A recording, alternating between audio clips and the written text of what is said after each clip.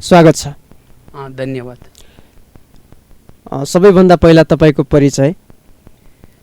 वैसे तो मैं ब्रह्मा कुमार भगवान भाई प्रजापिता ब्रह्मा कुमारी ईश्वरीय विश्वविद्यालय माउंट आबू से आया हूँ। और वैसे तो मैं भारत में और नेपाल में लगभग 6000 जितने स्कूलों में बच्चों को नैतिकता का पाठ पढ़ाया और इसके साथ साथ 800 जेलों में भी इस तरह से कार्यक्रम दिया। वैसे तो मैं यहाँ 1 महीने से नेपाल में हूँ और यहाँ रुकुम ज़िले में वहाँ काफ़ी सारे स्कूलों में कार्यक्रम किया, उसके साथ साथ जेल में भी किया, उसके साथ साथ प्यूटान में भी किया, प्यूटान में भी जेल में किया, फिर साथ में स्कूलों में किया। इसके साथ साथ रोल्पा में भी स्कूलों में जेलों में किया। उसके बाद इधर भालूबंग वहाँ भी स्कूलों में किया। उसके साथ साथ दोहराई में भी स्कूलों में जेल में कार्यक्रम किया, तुलसीपुर में भी किया और उसके साथ साथ सल्यान में भी जा कर के वहाँ स्कूलों में जेलों में इस तरह से कार्यक्रम किया। वैसे तो मैं नेपाल के लगभग 26 ज़िले में, चाहे बेनी है, बागलुंग है, इधर इलाम, बिरतामोड़, चितवन, रोहतट, सभी तरफ जा कर के इस तरह से कार्यक्रम करता रहता हूँ। और इसीलिए ख़ास डांग ज़िले में राप्ती क्षेत्र में मेरा बाकी था, इसीलिए मैं यहाँ आया था। तपाईँले नैतिक शिक्षा दिँदै आउनुभएको छ, जेलमा त्यसै गरी स्कुलमा पनि नैतिक शिक्षा सिकाउनुहुन्छ। किन गर्नु पर्यो यस्तो काम? वास्तव में आज शिक्षा का मूल उद्देश्य है बच्चों को चरित्रवान बनाना, क्योंकि आज के बच्चे कल का समाज है। आज के बच्चों को अगर नैतिक शिक्षा दी जाए तो यही बच्चे समाज में जाकर के एक अच्छे नागरिक बनेंगे। आज हम कहते हैं नेता बिगड़ रहे, हम कहते हैं आज व्यापारी बिगड़ रहे, डॉक्टर बिगड़ रहे। ये डॉक्टर, ये नेता, ये सब गए कहाँ से? ये तो स्कूलों से गए। लेकिन स्कूलों में केवल उन्होंने पैसा कमाने का सीखा और साथ में उन्होंने पेट भरने की शिक्षा ली, बाकी चरित्र नहीं सीखा। इसीलिए आज चरित्र खत्म होने के कारण आज समाज में प्रॉब्लम्स है, अपराध बढ़ते जा रहे हैं, महंगाई बढ़ती जा रही है। और इसीलिए आज समाज को एक अच्छा बनाना है तो स्कूलों में एक ऐसा तरीका है, क्योंकि स्कूलों से समाज के हर क्षेत्र में व्यक्ति जाता है। लेकिन आज तो हम देखते हैं कि स्कूलों में केवल बच्चों की IQ बढ़ाई जा रही। IQ मीन्स इंटेलिजेंट लेवल, बौद्धिक क्षमता। लेकिन जैसे टेबल के 4 पाँव होते हैं, अगर एक ही पाँव है तो टेबल हिल जाएगा, गिर जाएगा। इसी तरह IQ के साथ इन बच्चों की EQ, emotional, MQ, moral, SQ, spiritual, इन बच्चों को इस तरह से हर प्रकार के अगर उसको सशक्त बनाए जाए, यही बच्चे समाज में जाकर के एक अच्छे नागरिक, सभ्य नागरिक बनेंगे और इससे समाज बदल जाएगा। लेकिन आज हम देखते हैं कि कहते हैं स्कूल की बिल्डिंग कितना अच्छे है, टाई कितना अच्छा है, स्कूल में रिजल्ट कितना अच्छा है और इसके ऊपर हम समझते हैं कि अच्छी स्कूल है। लेकिन वास्तव में आज चरित्रवान बच्चे कितना निर्माण हो रहे हैं इसके ऊपर ध्यान नहीं है। और इसीलिए अगर ऐसा ही चरित्र का पतन होता जाएगा तो ये नदियाँ पानी देना बंद करेगी, ये अनाज मिलना मुश्किल हो जाएगा, गरीबी बढ़ती जाएगी। इसीलिए वास्तव में हमारे पूर्वजों ने जो स्कूल खोले थे, जिसको पहले ज़माने में नाम था गुरुकुल, गुरुकुल में इन बच्चों को चरित्रवान बनाना सिखाना जरूरी है। आज चरित्र की ख़त्म होती जा रहे हैं, इसीलिए समाज में प्रॉब्लम होते जा रहे हैं। नहीं तो इतनी सारे स्कूल होने, कॉलेज होने के बाद भी हॉस्पिटल बढ़ते जा रहे हैं, आज पेशेंट बढ़ते जा रहे, आज जेल बढ़ते जा रहे। मैं तो यहाँ जेल में आया था तो मैंने देखा आज वहाँ जेल में रखने की संख्या है 50 या 15-20, लेकिन रहते 200-250 लोग। तो इसीलिए आज ये सब बढ़ रहे हैं, इसीलिए सरकार का पैसा भी उसमें इन्हीं में खर्चा हो जाता है। अगर उन बच्चों को संस्कार सिखाए जाए तो ये बच्चे आज गलत काम नहीं करेंगे। इसीलिए इस भौतिक शिक्षा के साथ साथ मूल्य सिखाना जरूरी है, इसीलिए चरित्रवान बनाने की शिक्षा देने की ज़रूरत है। और इसी हिसाब से मैं यहाँ आया था। वास्तव में एजुकेशन मतलब केवल उनको पाठ पढ़ाना या लेसन सिखाना यही नहीं, एजुकेशन का भाव बहुत ऊंचा है। E फॉर एम्पावरमेंट, उन बच्चों को सशक्त बनाना, D फॉर डिसिप्लिन, अनुशासन सिखाना, C फॉर कैरेक्टर, चरित्रवान बनाना सिखाना, उसके साथ साथ A फॉर एटीट्यूड, व्यक्तित्व, पर्सनालिटी, अंडरस्टैंडिंग। एक एक शब्द के अंदर एजुकेशन क्या है उसका भाव है। आज वास्तव में देखा जाए, आज कहते हैं धन गया थोड़ा कुछ गया, हेल्थ गई थोड़ा कुछ गया, चरित्र गया सब कुछ गया। लेकिन आज की युवा पीढ़ी क्या समझते हैं, चरित्र गया कोई हर्जा नहीं, हेल्थ गई ठीक कर देंगे, धन गया, सब कुछ गया। धन के पीछे भी आज के पढ़े लिखे लोग चरित्र को बेच करके धन इकट्ठा कर रहे हैं, उसे फैशन करते हैं, मौज मस्ती करते हैं। आज जितने पढ़े लिखे आज इंटरनेट में खोल करके देखेंगे, जो गलत काम करते हैं वो कोई अनपढ़ लोग नहीं है, पढ़े लिखे लोग हैं, लेकिन उनको चरित्र की कोई भी कदर नहीं। आज धन के पीछे हम चाहे कुछ भी करने के लिए बैठे हैं, और इसीलिए आज समाज में ये विद्रोह बढ़ता जाता है, समस्या बढ़ती जाती है। इसीलिए चरित्र के, चाहे भूखा रहना पड़े, प्यासा रहना पड़े, लेकिन चरित्र को कभी भी दाग लगने नहीं देना है। चरित्रवान बनना ये वास्तव में शिक्षा का उद्देश्य है। और इसी हिसाब से हमें उसके साथ में आज बच्चों के अंदर सहन शक्ति की कमी है। आज पहले ज़माने में बच्चों को कुछ टीचर कुछ कहता था, मारता था, तो बच्चे कुछ नहीं बोलते थे, सीख लेते थे। हाँ, इसीलिए पहले ज़माने में हर स्कूल में छड़ी रखी जाती थी, छड़ी। हाँ, इसीलिए जब कुछ बच्चा गलती करता है, टीचर उसको हाथ पर छड़ी मारते थे। इसीलिए कहते भी है, छड़ी लगे छम छम विद्या आई घम घम। लेकिन आज बच्चों को अगर मारो तो वो बच्चे जा कर के कहता है सर बाहर आओ फिर बताऊँगा। हाँ, वो टीचर को ही धमकाता है। हाँ, अगर कोई शिल्पकार वो पत्थर के ऊपर छड़े हथौड़े लगाए, मूर्ति बनाए, और पत्थर कहता बाहर आओ बताऊंगी, मूर्ति बनेगी।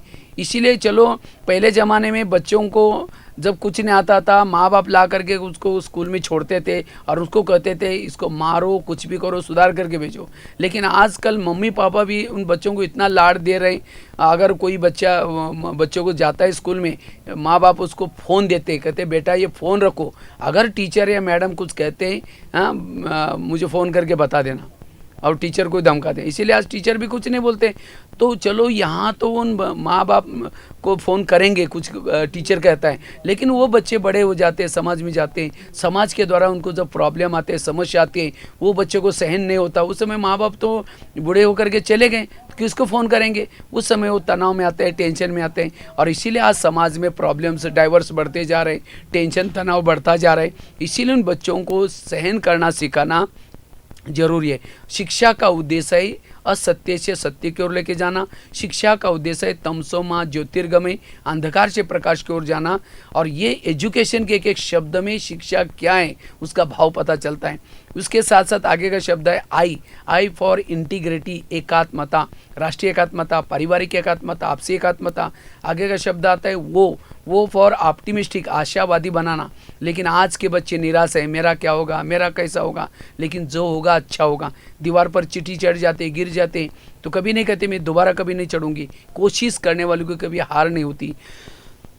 उसके साथ उन बच्चों को यन फॉर नोबिलिटी, सज्जन बनाना। तो शिक्षा का एक एक शब्द, शिक्षा क्या है, अगर ये बच्चे एजुकेशन के अर्थों को समझ करके जाएंगे, समाज में आने वाली परीक्षा में फेल नहीं होंगे। नहीं तो आज के बच्चे उनकी IQ बढ़ा करके यहाँ से तो पास हो जाते हैं, समाज में फेल हो जाते हैं। और जिन बच्चों की IQ ज़्यादा है उसके अंदर ईगो डेवलप होता है, अभिमान पैदा होता है। इसीलिए आज हर व्यक्ति के अंदर ईगो है, और ईगो पर्सनालिटी वाला वो व्यक्ति तनाव में रहता है।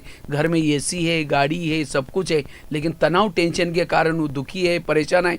यहाँ तो पेट भरने का हमने तो नौकरी करने का तो सिखाया, लेकिन वही बच्चा जब तनाव में जाता है, परेशान होता है, तो नशा करता है। गरीबी तो गरीबी है। इसीलिए उन बच्चों को तनाव से मुक्त बनाना सीखना। IQ के साथ इन 3 बातों को भी develop, EQ emotional, MQ moral, SQ spiritual, इन तीनों को भी साथ में डेवलप करना जरूरी है। तब जाकर के कहते विद्या विनयन शोभते।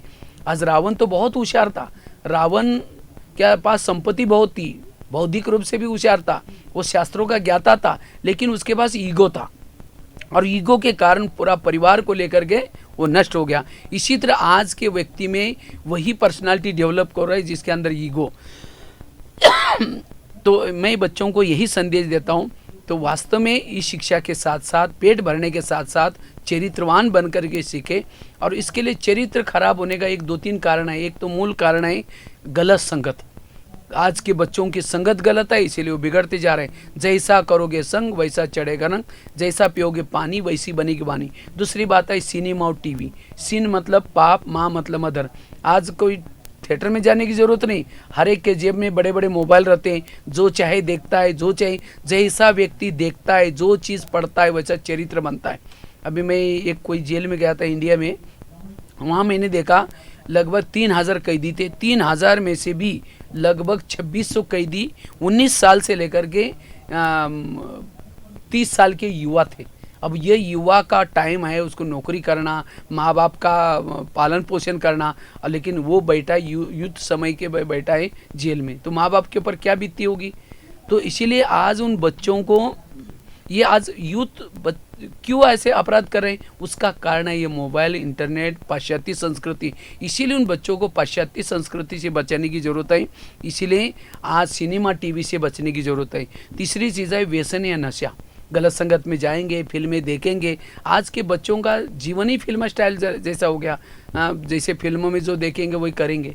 इसीलिए और क्यों कर रहे हैं, क्योंकि आज माँ बाप भी, इसके अंदर माँ बाप का भी कर्तव्य है, बच्चों को ठीक करने का कर्तव्य माँ बाप का भी है।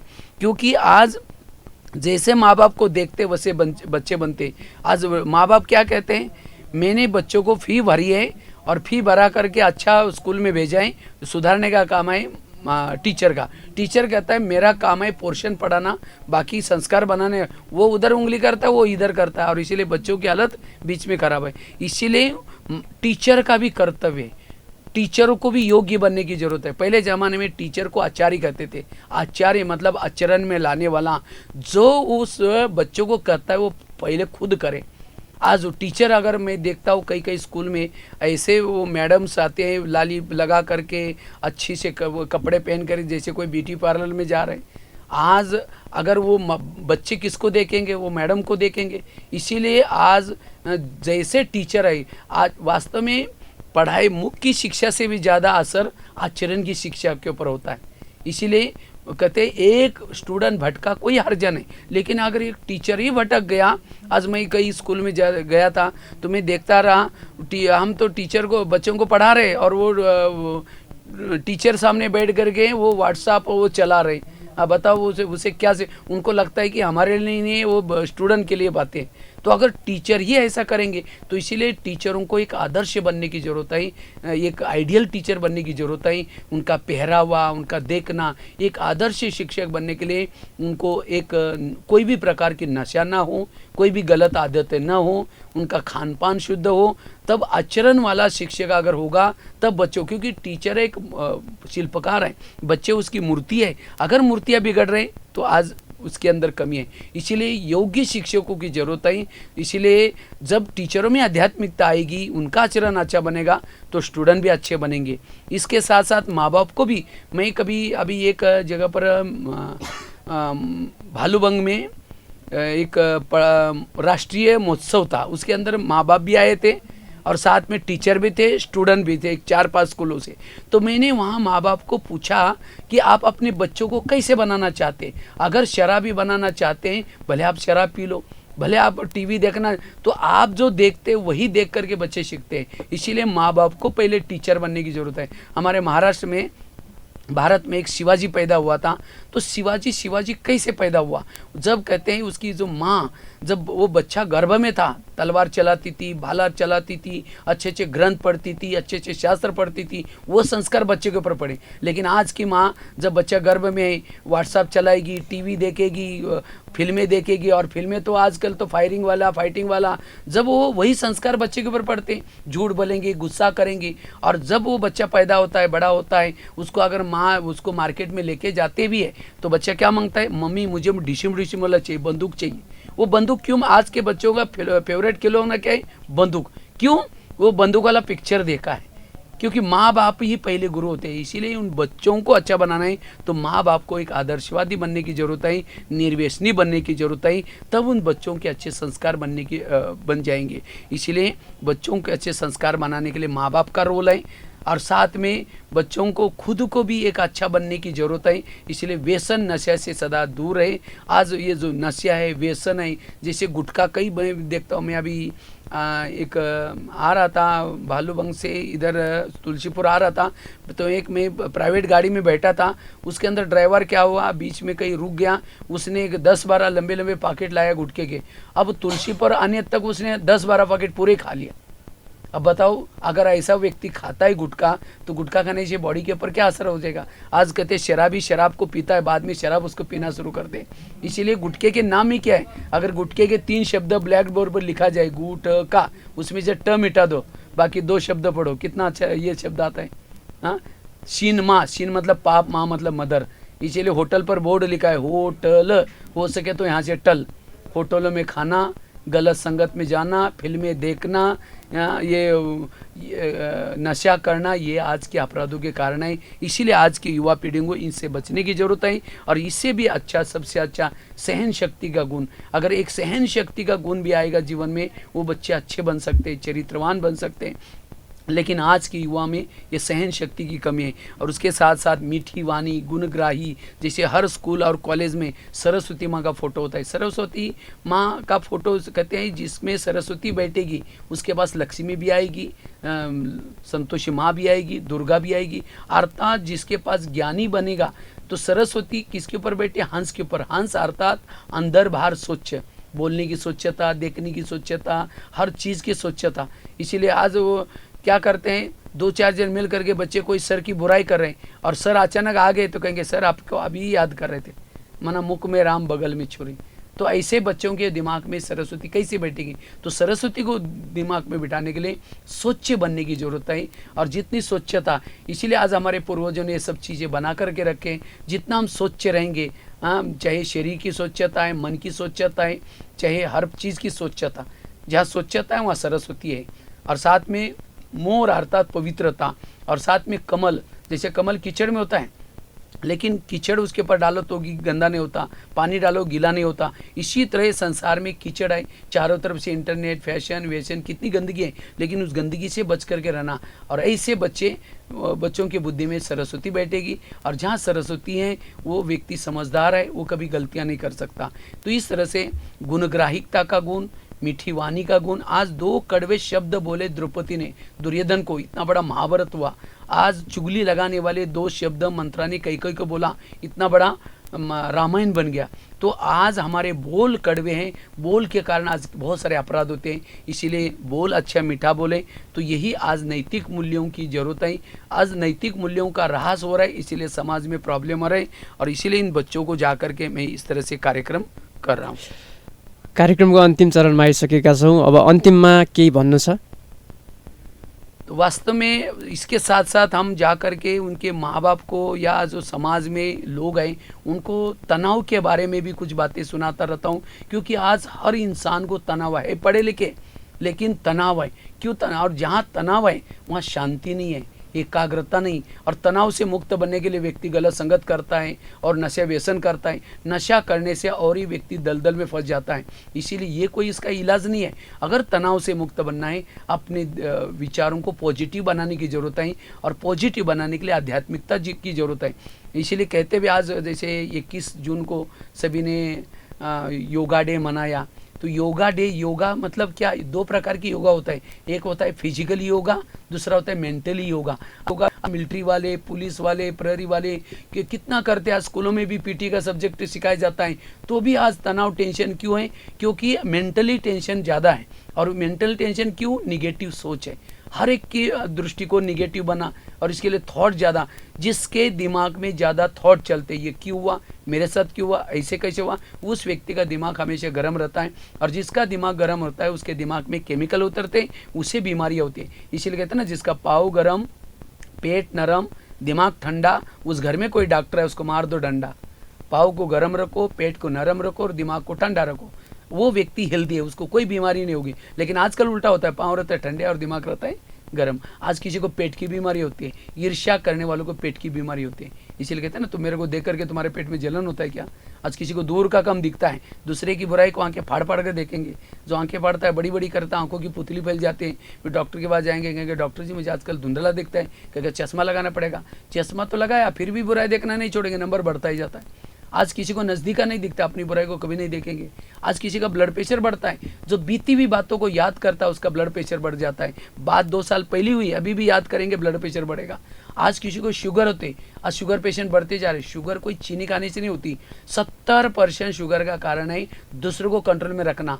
मैं इसका पति हूँ, मैं इस घर का मालिक हूँ, मैं ऑफिसर हूँ, मैं इसकी माँ हूँ, इस बच्चे को मैंने पढ़ाया लिखाया बड़ा क्या। जब अभी शादी हुई अपनी पत्नी का बनता है, क्योंकि आज की युवा पीढ़ी किसी को नहीं मानती, तब जाकर के बुजुर्गों को तनाव, टेंशन पैदा होता है और उसी शुगर होते हैं। आज किसी का स्पॉन्डिलाइटिस होता है, गले का प्रॉब्लम, रास्ते में जा रहे सब्जी लाने के लिए, देखेंगे वो क्या करती है, वो क्या करता है। इधर उधर देखने वालों को स्पॉन्डिलाइटिस सर्वाइव होता है। डॉक्टर के पास जाने से डॉक्टर एक बड़ा सा पट्टा लगाता है, जब पट्टा लगेगा 6 महीना ना इधर देखेगा ना इधर देखेगा। आज किसी को ब्रेन ट्यूमर, ब्रेन हेमरेज होता है, जैसे कुकर को गैस के ऊपर रखते तो गर्म होता है, गर्म होते होते सीटी मारना शुरू करता है। कुकर सीटी मारेगा तो सब्जी पकाएगा, लेकिन मनुष्य सीटी मारेगा तो किसी का मर्डर ही कर देगा, कोई बर्तन ही तोड़ देगा। तो ये गुस्सा क्यों आता है? निगेटिव सोच से।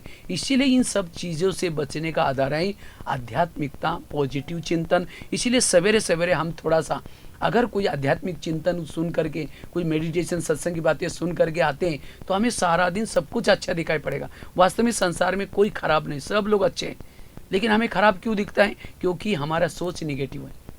एक बहुत सुंदर घटना मैं आप सभी श्रोताओं को सुनाता हूँ। जैसे एक 2 महिलाएं थी, एक महिला 2 मंजिल पर रहती थी, दूसरी महिला 1 मंजिल पर रहती थी। तो 2 मंजिल वाली महिला रोज़ अपने घर के खिड़की से पड़ोसनी के छत पर जाती है, छत पर देखती है, और छत पर खिड़की से देख करके उसके कपड़े सुखाए रहते हैं छत पर, 1 नंबर की महिला की छत पर। तो वो कपड़े देख करके पति को बुलाती है, 2 नंबर जो रहती है वो महिला, और पति को बुला करके खिड़की से दिखाती है, इसको कोई अक्ल नहीं, कितने गंदे कपड़े, कितने मैले कपड़े, जा करके पूछ क्या वो क्या साबुन लगाते हैं, क्या सर्फ लगाते हैं। पति कुछ नहीं बोलता, रोज़ बुला करके कहते जाओ पूछ क्या। एक दिन जब उसने उसी खिड़की से देखा तो कपड़े अच्छे दिखने लगे। फिर पति को बुलाया, कहते आज इसको कैसे अक्ल लगी, कितना अच्छा धुला क्या, जाओ पूछ क्यों।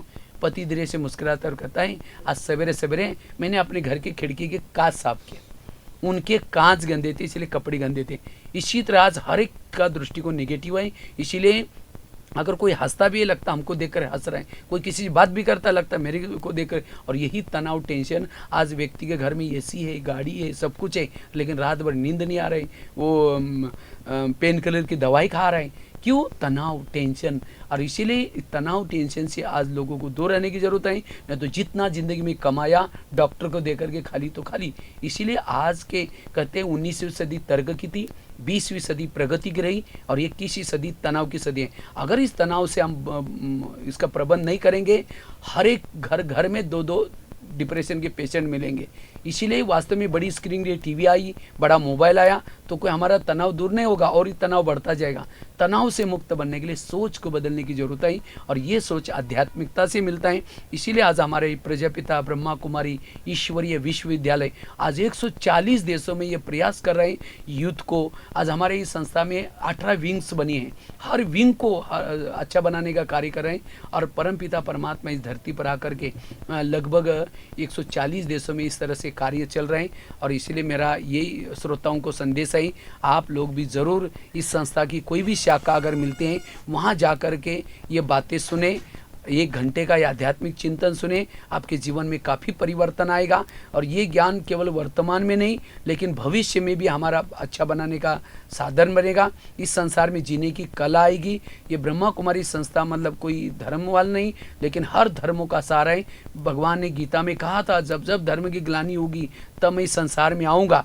और ये प्रजापिता ब्रह्मा कुमारी संस्था कुछ ही नहीं, तो धर्म ग्लानि को देख करके परमात्मा इस धरती पर आज आकर के 80 वर्षों से अपना कार्य कर रहे हैं। और इसके अंदर ये बताया जाता है कि हम कौन हैं, हम कहाँ से आए, हमारा पिता कौन है। और वर्तमान समय ये युग बदलने का समय है, सतयुग, त्रेतायुग, द्वापरयुग, कलयुग। कलयुग पूरा होकर के अब सतयुग दुनिया आने वाली है। तो उस दुनिया में जाने के लिए अब हमें आध्यात्मिक बनने की जरूरत है, राजयोग का अभ्यास करने की जरूरत है, जिससे हम अपने इंद्रियों पर शासन करके स्वयं का परिवर्तन कर सकते हैं। तो यही मेरा संदेश सबके लिए। हवस्, महत्त्वपूर्ण समय र नैतिक शिक्षाको बारेमा राम्रो जानकारी हाम्रो श्रोतालाई गराइदिनु भयो। समय व्यस्तताका बावजुद पनि स्टुडियोसम्म आइदिनु भयो, यहाँप्रति आभार व्यक्त गर्दछौँ रेडियो तुलसीपुर परिवार। धन्यवाद, थ्याङ्क यू।